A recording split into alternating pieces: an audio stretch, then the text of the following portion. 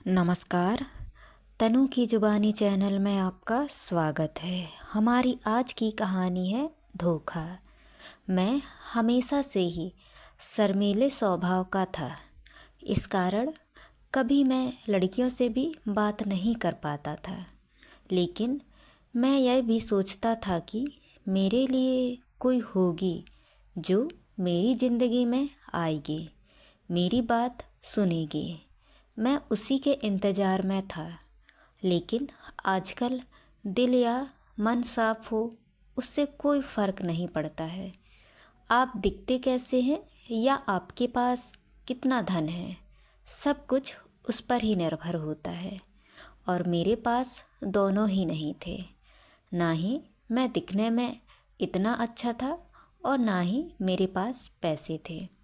मेरा रंग साफ नहीं था। मैं एक मिडिल क्लास फैमिली से हूँ।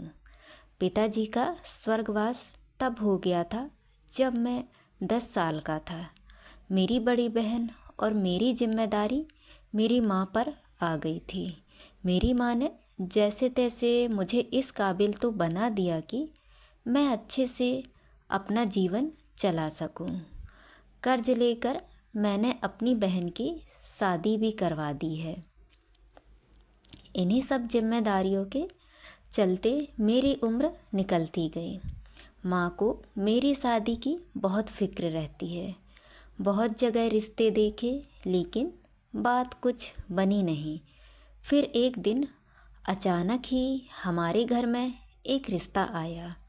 वो घर पर ही आ गए थे। हमारा घर और मुझे देखने के बाद उनकी तरफ से हाँ थी। लड़की की तस्वीर उन्होंने दिखाई। लड़की बेहद ही खूबसूरत थी। मुझे देखते ही पसंद आ गई थी। लेकिन फिर मेरे मन में निराशा आ गई, क्योंकि मुझे पता था कि इतनी सुंदर लड़की मुझसे शादी करने को हाँ क्यों कहेगी। इससे पहले भी मेरे साथ यह कई बार हो चुका है। इसीलिए उनके जाने के बाद मैंने माँ से कहा कि हम वहाँ नहीं जाएंगे। माँ ने पूछा क्यों? मैंने कहा कि वहाँ जाकर समय ख़राब करने से क्या फ़ायदा होगा, क्योंकि लड़की वैसे भी मुझे देखते ही मना कर देगी। लेकिन माँ ने कहा कि कुछ भी हो, वो हमारे यहाँ आकर अपने घर आने का निमंत्रण देकर गए हैं, हमें जाना चाहिए। माँ के कहने पर मैं वहाँ जाने को तैयार हो गया। लेकिन मेरे मन में कोई उत्साह नहीं था। हम उनके यहाँ पहुँच गए। हमें देखकर वो खुश हुए। लड़की का नाम रीना था। मैं वहाँ जब बैठा था तब वो नीली साड़ी पहनी हुई थी और चाय लेकर आई। बहुत सुंदर थी, लेकिन मुझे पता था कि मुझे खुश नहीं होना है। मेरी माँ ने थोड़ी देर बाद कहा कि कुछ बात करनी है तो कर लो। लेकिन मैंने ही उस समय मना कर दिया, क्योंकि उसे देखकर मेरा आत्मविश्वास ही चला गया था। मैंने कहा नहीं, ठीक है, आप बड़े लोग जो सही समझें। हम अपने घर आ गए। मुझे पता था कि उनकी तरफ से कोई पूछ परख नहीं होने वाली है, और मैंने उसका ख्याल भी अपने मन से निकाल दिया। लेकिन फिर कुछ ऐसा हुआ जिसकी मुझे उम्मीद नहीं थी। काम से जब मैं घर आया तो माँ कहती है कि उनका फ़ोन आया था, अपना जवाब पूछ रहे थे।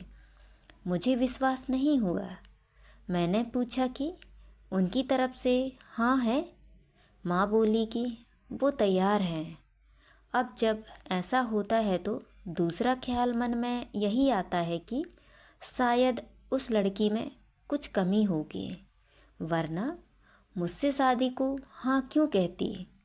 मैंने माँ से कहा कि ठीक है, उनकी हाँ है तो, पर अब मैं लड़की से बात करना चाहता हूँ। माँ ने यही बात उनसे बोली। उन्होंने कहा कि अभी हमारे घर में कुछ दिनों तक घर ठीक करने का काम चल रहा है, इसीलिए आप फ़ोन पर बात करवा दीजिए। उसका नंबर अब मेरे पास आ गया था। मैंने रात को उसे फ़ोन किया। उधर से हेलो बोला गया। पहली बार मैं किसी लड़की से बात कर रहा था, वो भी इतनी सुंदर लड़के। मैंने सबसे पहले एक ही सवाल पूछा कि आप मुझसे शादी करने को तैयार कैसे हो गई। वो कुछ देर चुप रहे, फिर कहा कि क्यों, आप ऐसा क्यों बोल रहे हैं। मैंने कहा कि मैं आपके मुकाबले कहाँ टिकता हूँ। वो बोली कि मेरे लिए बाहर से ज़्यादा भीतर की सुंदरता ज़रूरी है। मैंने कहा कि आपके और मेरे विचार तो मिलते जुलते हैं। वो बोली कि आप भी इसी बात को मानने वाले हैं। मैंने बोला हाँ। बस उस दिन से ही मैं हवा में उड़ने लगा। प्यार कैसा होता है यह आज तक मैंने सिर्फ सुना ही था, लेकिन जब सच में मुझे प्यार हुआ तो मुझे पता चला कि प्यार एक अद्भुत एहसास है। मुझे सबसे ज़्यादा उसकी आवाज़ से प्यार हो गया। हम लोग सिर्फ शाम को ही बात किया करते थे, वो भी सिर्फ 10 बजे तक। शादी के लिए तारीख पक्की हो गई थी। तब मैं बहुत खुश था। उस शाम जब मैंने फ़ोन किया तो मैंने उससे पूछा कि कैसा लग रहा है तुम्हें। उसकी तरफ से थोड़ी देर तक खामोशी रही। मैंने पूछा क्यों, तुम खुश नहीं हो। उसने कहा कि मैं तुमसे मिलना चाहती हूँ। मिलना मुझे भी था, लेकिन मैं कह नहीं पा रहा था। लेकिन उसने ही बोल दिया। हम लोगों का मिलना तय हुआ। अगले दिन सुबह सुबह ही मेरी माँ मेरे कमरे का दरवाज़ा ज़ोर ज़ोर से बजा रही थी। मैं नींद से उठा। मेरी माँ को हमारे किसी परिचित से उस लड़की का सच पता चला। उसे सुनने के बाद मुझे पता चला कि इतनी सुंदर होने के बावजूद उसने मुझसे शादी को हाँ क्यों कहा। आखिर वो भी मेरा फ़ायदा उठाना चाह रही थी।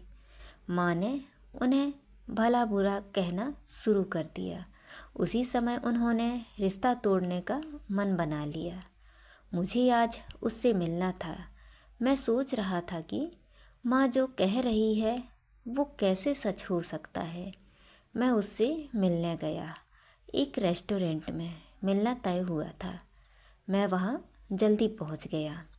बस यही सोच रहा था कि माँ जो बोल रही है वो कैसे सच हो सकता है। कुछ देर बाद वो आई। उसके साथ में एक लड़की और थी। वो दोनों मेरे पास आकर बैठ गए। रीना के चेहरे पर एक डर था, घबराहट थी। मैंने उससे पूछा कैसी हो। उसने सिर्फ सर हिलाया। मैंने फिर पूछा कि मुझे क्यों बुलाया था। मेरे इस सवाल के बाद जो जवाब आया उससे माँ को जो पता चला था वो सच ही निकला। जवाब रीना ने नहीं, उसकी साथ आई उस लड़की ने दिया था। और आवाज़ वही थी जिससे मुझे प्यार हो गया था। लड़की रीना की चचेरी बहन थी। वो बोली कि हमने आपसे एक बात छिपाई है। रीना बोल नहीं सकती है। रीना की जगह मैं आपसे बात करती थी। रीना मेरे साथ बैठी रहती थी, लेकिन रीना चाहती थी कि शादी के पहले आपको सच्चाई पता चल जाए जो उसके घर वालों ने छिपाई है। यह आपको पर्दे में नहीं रखना चाहती थी। अब आपका जो भी फैसला हो वो रीना को मंजूर है। सभी ने अपनी बात बता दी। माँ ने कह दिया कि शादी नहीं करेंगे। रीना ने मुझे सच्चाई बता दी और मुझे डाल दिया दुविधा में। मैं उसे अब धोखेबाज भी नहीं कह सकता था। वो सच बताने के लिए ही आई थी। उसकी आंखें मुझे बहुत कुछ कह रही थी। मैं उसे मना कैसे कर सकता था। मैंने उसका हाथ पकड़ा और कहा कि क्या तुम भी मानती हो कि बाहर से ज़्यादा भीतर की सुंदरता ज़रूरी है। उसने हाँ में सर हिलाया। मेरी माँ को मनाना थोड़ा मुश्किल था, लेकिन मैं जानता था कि वो मान जाएगी। उनके घर वालों ने सच छिपाने के लिए माफ़ी मांगी। रीना और मेरी शादी हो गई।